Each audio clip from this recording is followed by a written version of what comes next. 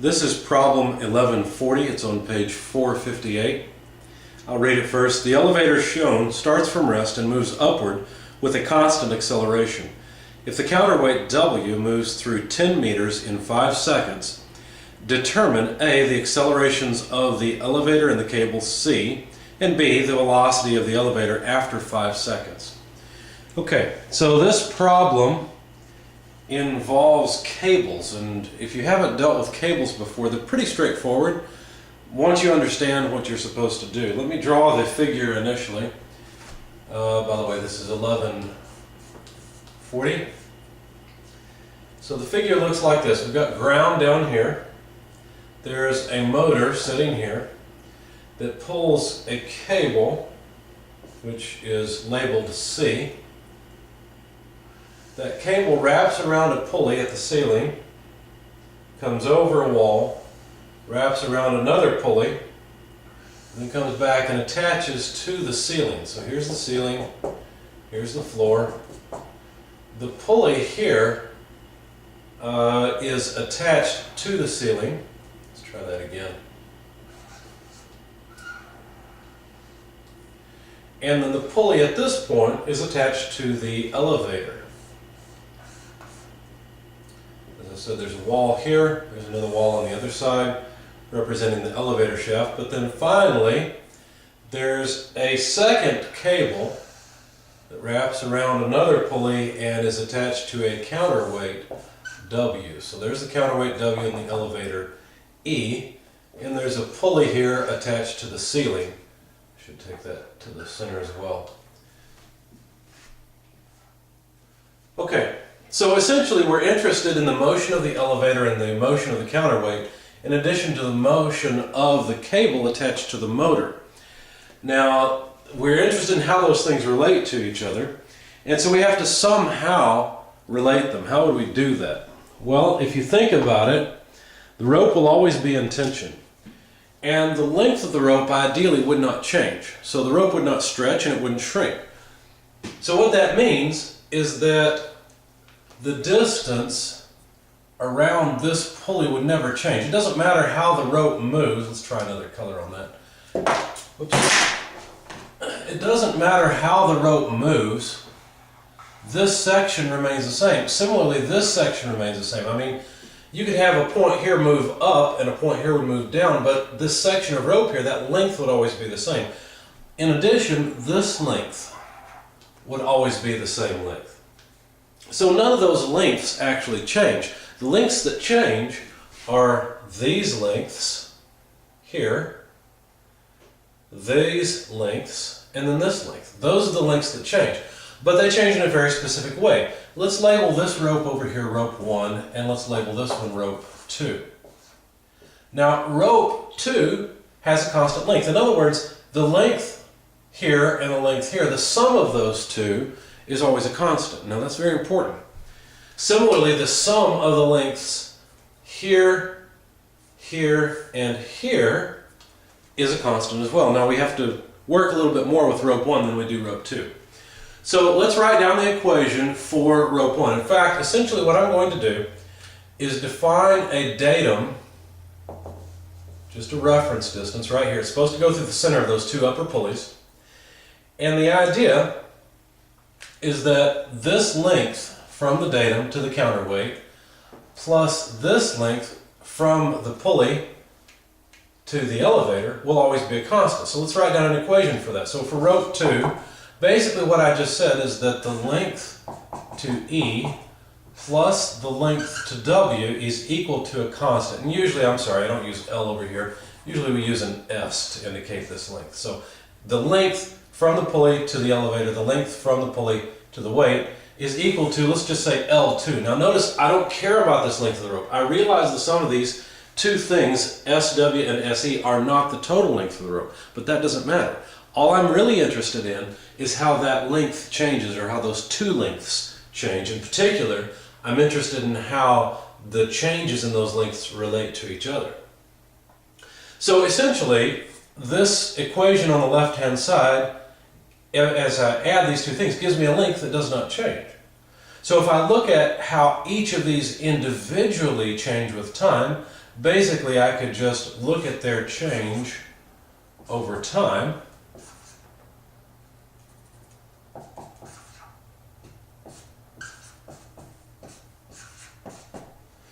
So if the elevator moves up a little bit, that's going to change SE a little bit. That's also going to change SW a little bit. In fact, if SE gets shorter, SW has to get longer. So these two will be opposites of each other. In other words, the length L2 will not change with time, and so this right-hand side will go to 0. Now, if you look at a change in position with respect to a change in time, you're essentially looking at velocity, or that's essentially what it becomes. So, what we said is that the velocity of the elevator plus the velocity of the counterweight is equal to 0. Now, what that really tells us is that the velocity of the elevator is equal to but opposite in direction to the velocity of the counterweight. Now, essentially what we've done is a differentiation. We have differentiated this equation with respect to time. We can do the same thing again. So we got velocity by differentiating position with respect to time. If we differentiate velocity with respect to time, then we'll get acceleration. Now, once again, differentiating 0 with respect to time just gives us 0 back again. So what that tells us is that the acceleration of the elevator is equal to and opposite the acceleration of the weight, which is very important to us, depending on what we want to do with this problem.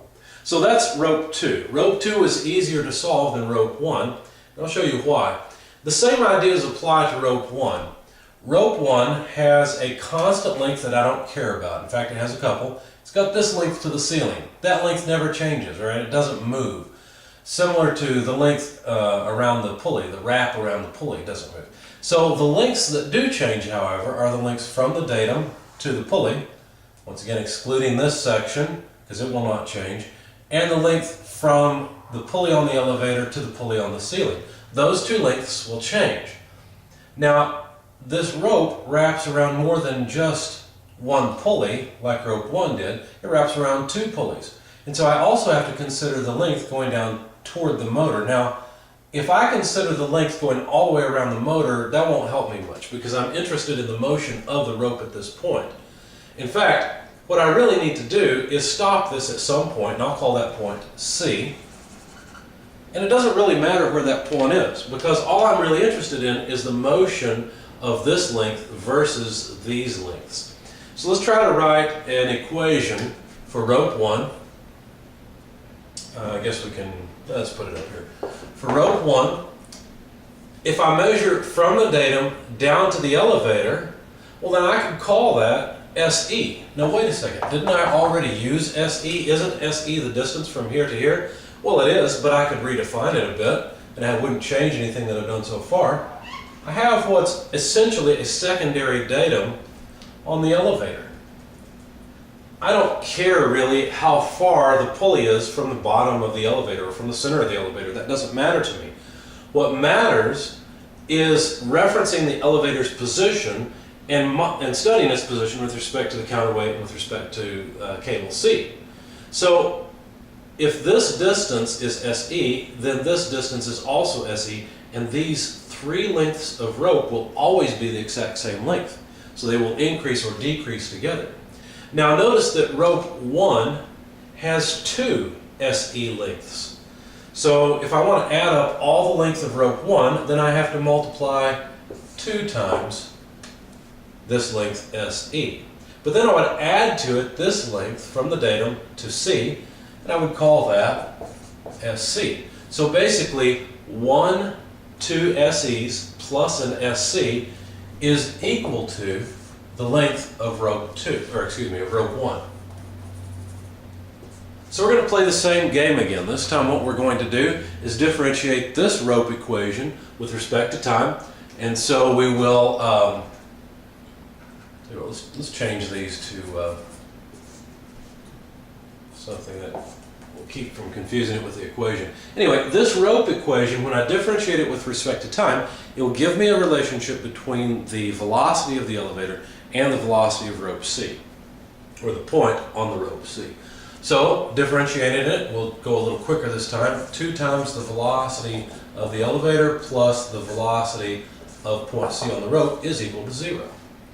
Okay, so all we did is we differentiated this equation, the right-hand side, that length L1, which is this length, plus plus this length never changes. Now you might look at it and initially think that that's counterintuitive, that that doesn't make sense. But think about it. If point C moves down, then the elevator has to move up. And however much length we pull rope C, or this section, however much length we pull point C, must be given by these two sections of the rope. So this actually makes sense. We can differentiate again and say 2 times the acceleration of the elevator plus the acceleration of point C is equal to 0. And so now we have 2 rope equations, and we have 4. We have a velocity and acceleration rope equation for rope 2, and a velocity and acceleration rope equation for rope 1. So now let's continue and solve the problem. So this is the motion part. We've essentially solved the motion part. Okay.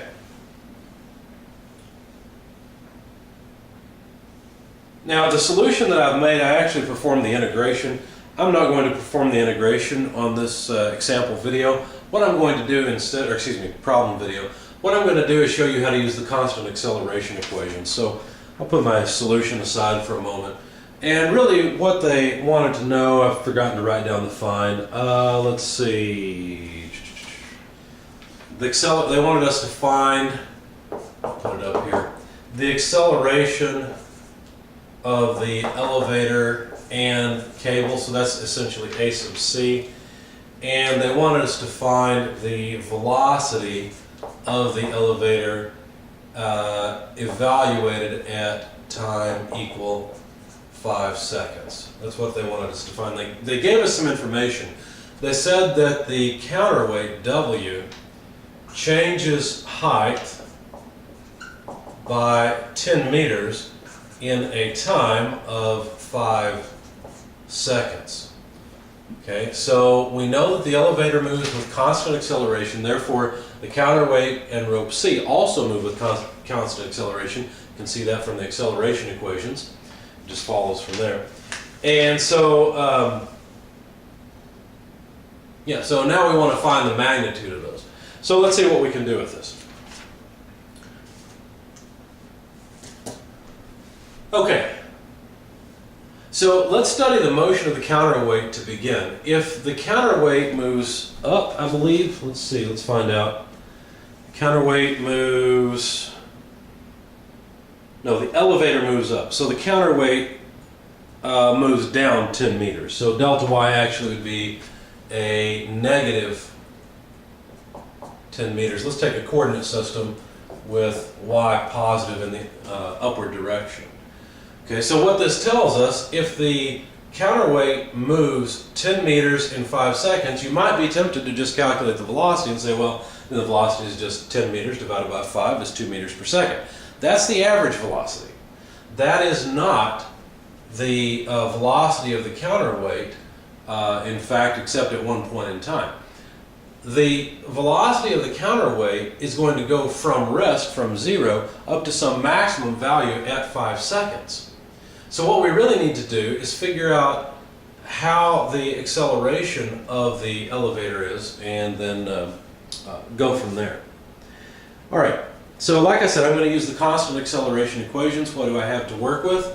Well, I've got a position type of piece of information, and I've got a time piece of information. So the most logical constant acceleration equation to use would be this one. I'll write it in generic form. Y equals y naught plus v naught y t plus 1/2 a in the y direction t squared. Now applying this equation, this constant acceleration equation, to the counterweight, I know delta y, which is y final minus y initial, is a negative 10. So where is that? Well, that's right here. It's the difference between these two. And I also know that the initial velocity of the elevator, or excuse me, of the counterweight, in fact, let's put a W here to indicate that we're referencing the counterweight. I know that the initial velocity is 0. So let's rearrange the equation just a bit. Y final, which is this, less y initial, is equal to 1/2 ay t squared.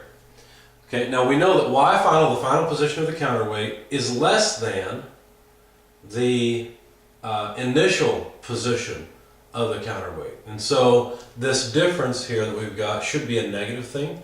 In fact, it is. It's negative 10 meters. But before I solve for that, let's see, how shall we do this? Let's just say that this then is delta y of the counterweight, since that'll give us the negative 10.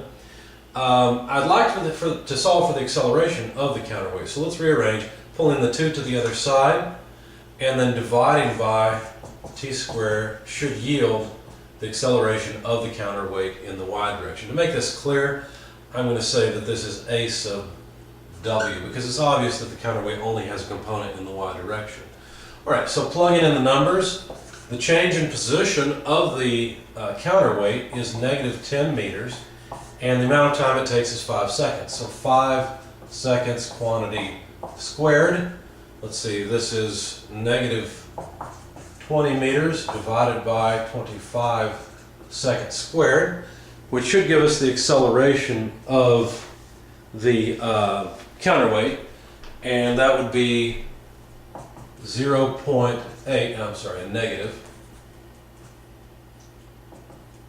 0.8, let's try one more time, meters per second squared, and that's a negative. I ran out of board space there. Now what that means is that the counterweight is accelerating in the downward direction. That's not really a surprise. Now by this equation down here, this position equation that relates the motion of the counterweight to the motion of the elevator, we know then that the acceleration of the elevator then must be 0.8 meters per second squared. Okay? And that was one of the items we were asked to find, was the acceleration of the elevator. We're also asked to find the acceleration of rope at point C. And the rope at point C is related to the motion of the elevator by the first rope equation that we wrote. So it came down to this point where the acceleration of the point C would be equal to negative 2 times the acceleration of the elevator. And so what that tells us is that the acceleration of point C is twice the acceleration of the elevator in the opposite direction. Let's make this very clear and note that the elevator is accelerating upward. And then we'll just write this down positive, 1.6 meters per second squared in the downward direction. Of course, if we didn't have that arrow, we'd have to put a negative 1.6 meters per second squared there. Okay, so there's the acceleration of point C on the rope and of the elevator E. Now the last thing we're supposed to do is find the velocity of the elevator at 5 seconds. In other words, what's the final velocity of the counterweight and the elevator? The counterweight would just be in the opposite direction as the elevator. Okay, let's see, we should be done with this bit, so let's get rid of these equations so we have a little bit of board space and solve the very last part of this problem. Alright, so to find the velocity of the elevator at 5 seconds, once again I will use a constant acceleration equation, but I would prefer to not use this equation because it involves position. In fact, this equation wouldn't work at all because it doesn't involve the final velocity, so the equation wouldn't work for me anyhow. Let's try another constant acceleration equation. By the way, if you're confused about where I'm getting these equations, please note that they are in your book. They're in chapter 11. They're some of the first equations that I pointed out. They're on pages 452 and 453. And the equation I've just used, or this equation that I used before, is 11.7. And now I'm going to use equation 11.6. If you don't have these pages and these equations bookmarked, you should. You don't have to necessarily make a bookmark in your book, but you should at least copy these equations down onto a separate sheet so that you have them handy. Anyway, the equation I'm going to use now is that the velocity is equal to the initial velocity plus the acceleration times time. That's the generic form. Now really what I'm doing is I'm applying this equation to 2 points in time. From the initial point where the elevator, well, let's talk about the elevator because that's what was asked for. The elevator begins not moving, but it ends up moving. So applying it to those 2 points in time, the initial velocity of the elevator is 0. The final time, TF, is 5 seconds, and that should yield the final velocity. So all I need is the acceleration of the elevator to solve this. So the final velocity of the elevator, acceleration of the elevator, 0.8 meters per second squared, multiplied by time. The final time is 5 seconds. So 5 times 8 is 40, so this must be 4.0 meters per second. So there's the final velocity of the elevator, which is the last part of the question, the last requested bit of information. So the elevator begins at rest. It ends up at 4 meters per second. Notice that the average velocity, just for the fun, we will calculate that quickly in our heads. 10 meters divided by 5 seconds is 2 meters per second. So the average velocity is half of the final velocity since this elevator accelerated at a constant rate.